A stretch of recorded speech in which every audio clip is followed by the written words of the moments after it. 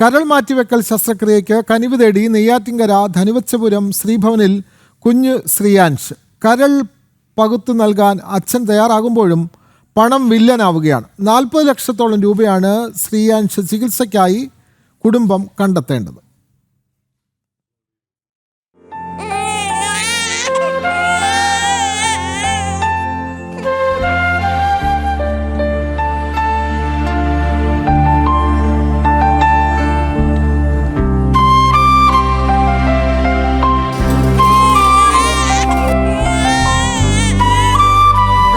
കാത്തിരുന്നും ഒരുപാട് സ്വപ്നങ്ങൾ കണ്ടും കൈവന്ന ഭാഗ്യമായിരുന്നു ധനുവച്ചപുരം ശ്രീഭവനിൽ ശ്രീജിത്തിനും അഞ്ജനയ്ക്കും ശ്രീയേഷ് എന്ന പൊന്നോമന.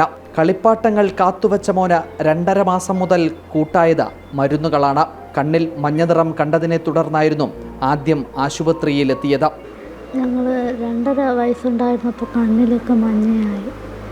മഞ്ഞ വന്ന് അങ്ങനെയാണ് ഞങ്ങൾ ഇവിടുത്തെ SIT ഹോസ്പിറ്റലിൽ കൊണ്ടുപോകുന്നത്.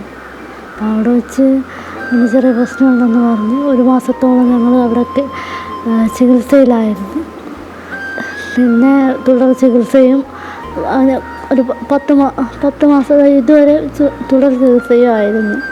ഒരു 3 മാസം മുന്നെയാണ് ഇവന് സർജറി ചെയ്താലേ ഇവൻ രക്ഷപ്പെടുള്ളൂ എന്ന് പറയുന്നത്.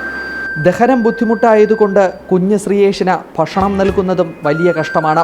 കഴിക്കുന്ന ആഹാരത്തിൻ്റെ 20% മാത്രമാണ് ശരീരം ആഗിരണം ചെയ്യുക.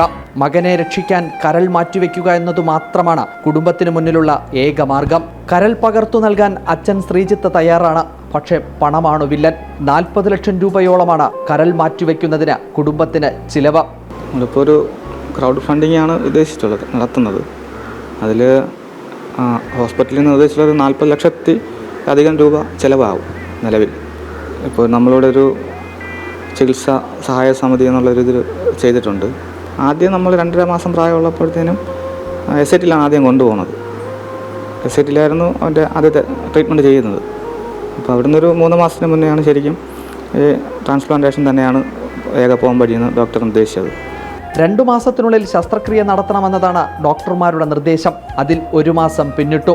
കഷ്ടതയിൽ ജീവിതം തള്ളി നിൽക്കുന്ന ശ്രീജിത്തിനും കുടുംബത്തിനും മകൻ ശ്രീയാൻഷിനെ രക്ഷിക്കാൻ അവർക്കൊപ്പം നമുക്കും കൈകോർക്കാം.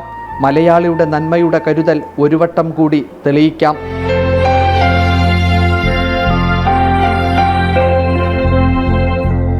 അഖിൽ പാലോട്ടുമഠം, ജനം, തിരുവനന്തപുരം.